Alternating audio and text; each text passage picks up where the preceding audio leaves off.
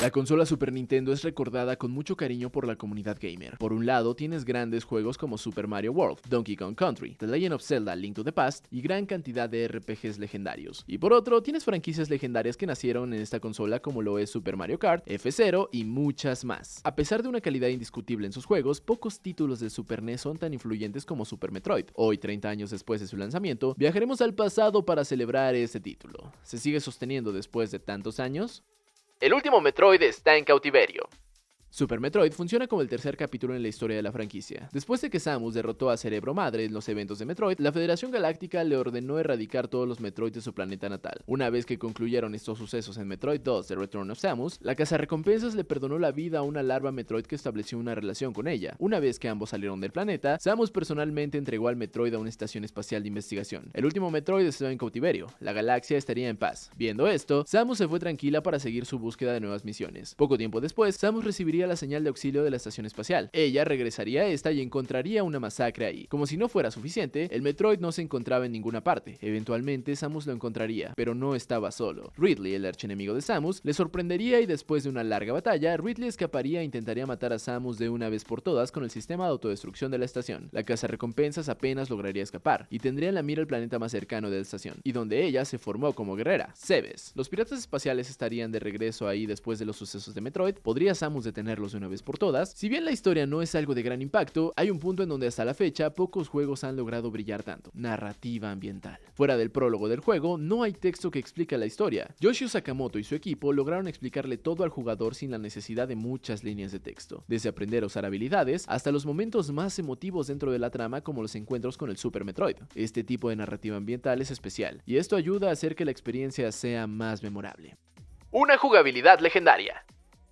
Al ser el Metroidvania por excelencia, la mayoría de las características del género que ayudó a solidificar están presentes aquí. Un mundo laberíntico interconectado, el famoso backtracking del género, ambientación y combate sólido. Si bien las futuras entregas lo superaron en cuestión de jugabilidad, el primero en llevarlo a ese nivel fue Super Metroid. A pesar de sentirse algo liviana, Samus se controla a la perfección. Gracias a los botones adicionales del Super Nintendo, Samus podía apuntar en 8 diferentes direcciones y también cambiar entre sus armas de manera dinámica. Por otro lado, el aumento de poder en la consola permitía brindarle mucho más animaciones y movilidad al heroína.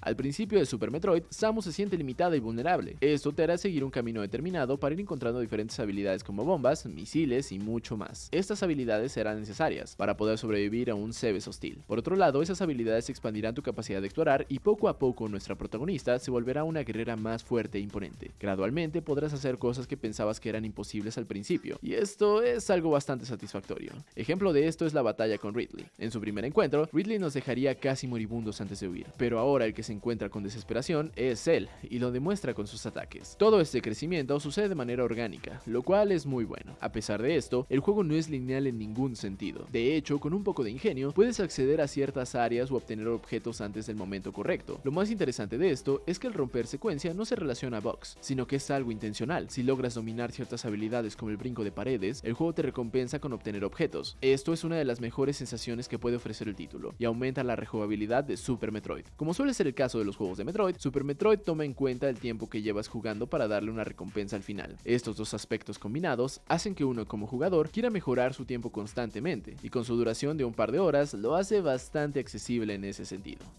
Un reto muy decente.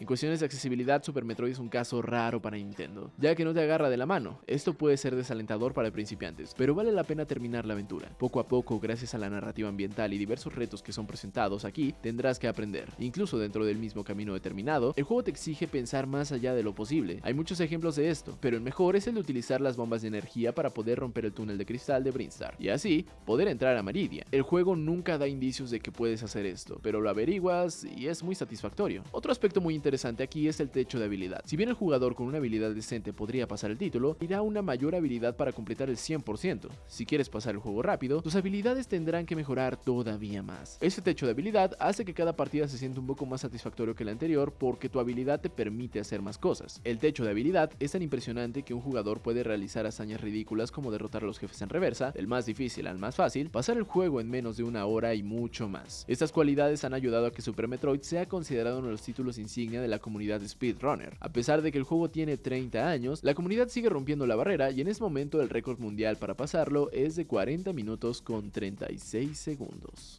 Pixeles gloriosos.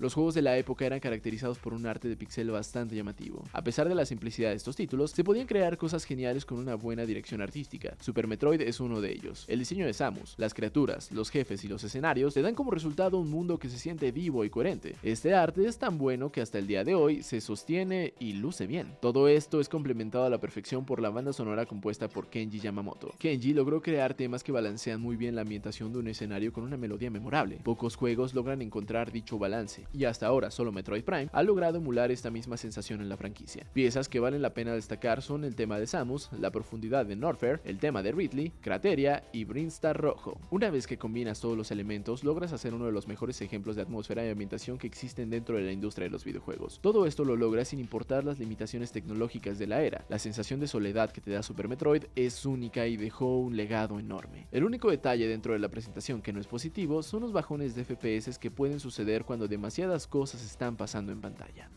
¿Se sigue sosteniendo?